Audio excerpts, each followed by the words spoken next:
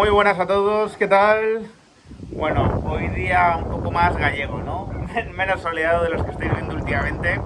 Está algo más desapacible, pero bueno, un buen día para ir rematando una semana en la que después, por supuesto, tendréis la tertulia estrella con Pepe y con Jesús. Y hoy os voy a sacar un tema que es un poco diferente a lo habitual, un tema que la verdad es que teníamos un poco olvidado los madridistas y es Reinier Jesús, ¿no? El caso Reinier Jesús que creo que da para reflexionar y quizás para proponer algo, ¿no? Aunque lo hago con cierto escepticismo, por supuesto, pero es que yo sepa, Reinier Jesús sigue entrenando en Valdebebas en solitario.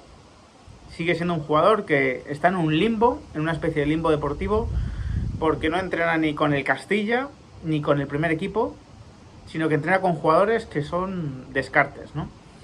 Y yo quería recordar un poco la historia de Reinier Jesús, porque ese recordatorio de la historia quizás nos sirva para alimentar un poco la propuesta que voy a hacer, ¿no?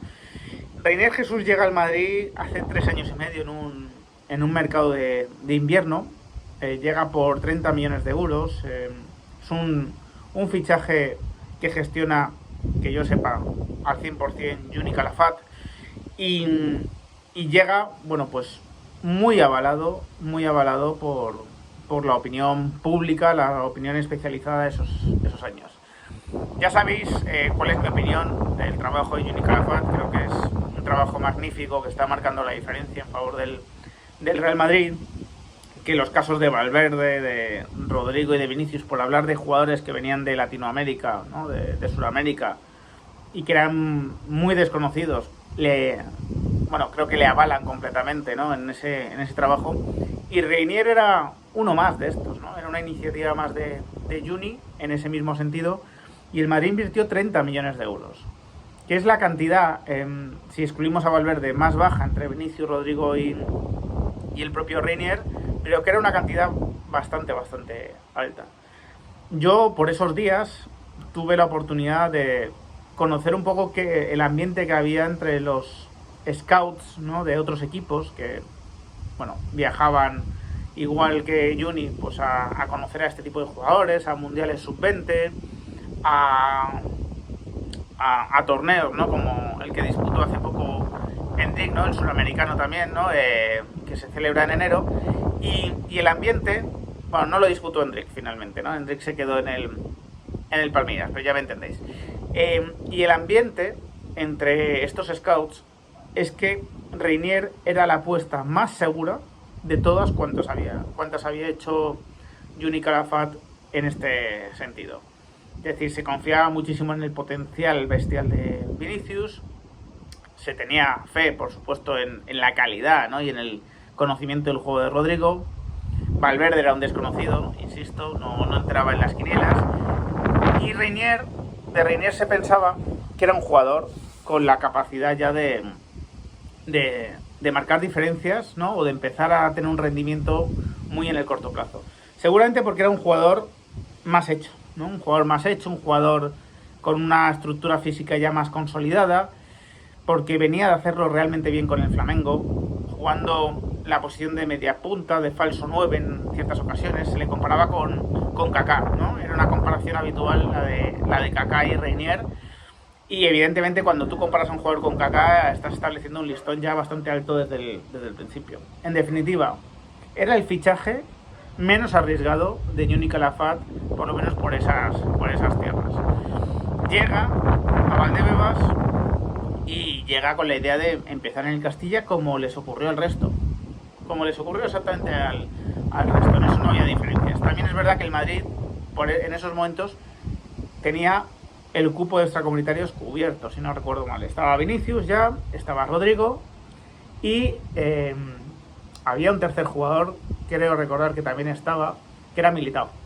Estaban Militao, Rodrigo y Vinicius. Por lo tanto, Reinier se incorpora al Castilla, lo hace muy bien con el Castilla en los pocos partidos que puede jugar y ocurre lo de la pandemia.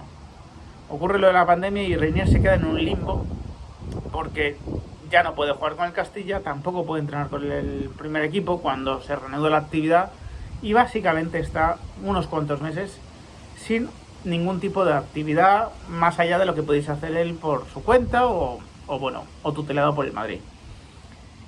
Aquí llega para mí el primer gran error con Reinier, y es que el Madrid le da mucha libertad a los jugadores para elegir la cesión cuando toca.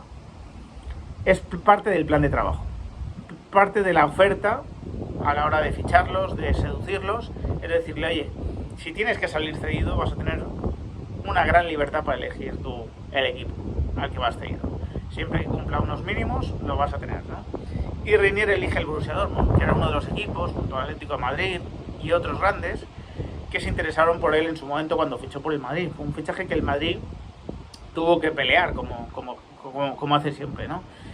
Y claro, el Borussia Dortmund había ido a por él y ahora solicitaba una cesión de 2 años, ¿no? En ese momento sí que estaban permitidas las cesiones de 2 años. Y para mí aquí llegó un error del chico.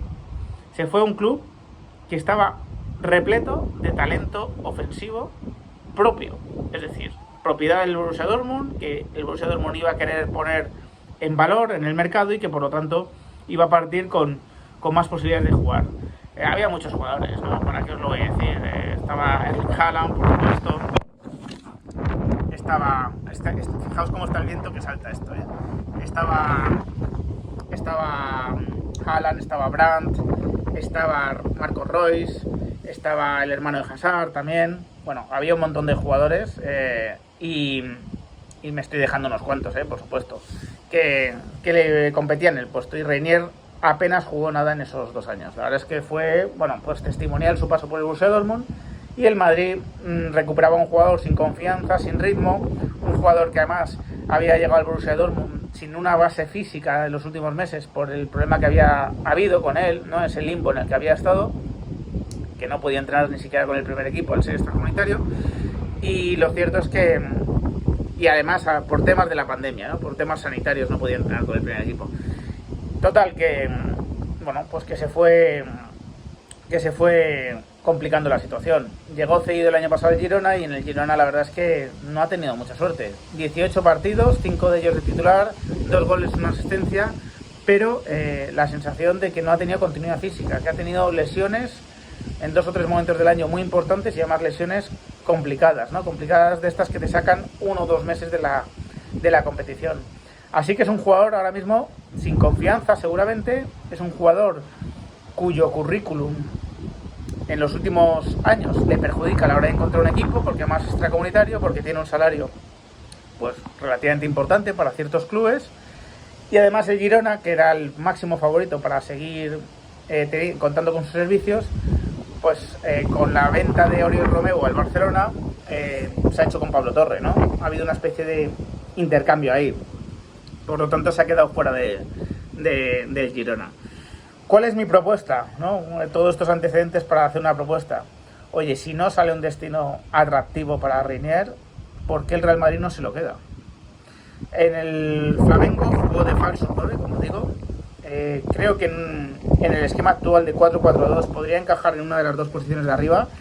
Y si realmente al final, se haga o no se haga lo de Mbappé, se haga o no se haga lo de Mbappé, pero si finalmente lo que no se hace es el obtener una cesión por otro jugador o fichar a un 9 de otro estilo, ¿por qué no te quedas a Reinier? Cuando además la normativa, si no encuentras una cesión, te va a obligar a ello. Creo que es un terreno por explorar todavía Reinier, que todavía no podemos juzgar demasiado lo que ha hecho, porque es que está prácticamente inédito, pero es un jugador que venía avalado ya no solo por la opinión de Johnny Calafat, sino por la de mucha gente que entiende mucho de fútbol. Yo no me volvería loco en busca de una cesión si la situación de la plantilla del Real Madrid no cambia y sigue teniendo tan pocos atacantes. Yo me atrevo a hacer la propuesta de que se le dé una oportunidad a Reinier. Ahora mismo no hay problemas de extracomunitarios. El Madrid tiene a Bellingham, pero va a obtener la plaza comunitaria por tener, digamos que familiares, ¿no? O un abuelo, creo, en Irlanda. Y el año que viene tendrá a Hendrik, pero no tiene ahora mismo problemas de extracomunitarios. Mi propuesta es, salvo que salga algo que encaje demasiado bien con el chaval, oye, que se le reincorpore al primer equipo y que empiece a entrenar, ¿no? Y a intentar ganarse un puesto en la plantilla. Así que sin más, me despido, espero vuestros comentarios. Si os ha gustado el vídeo, dejad un like, compartidlo y suscribiros al canal los que no estáis. Un fuerte abrazo.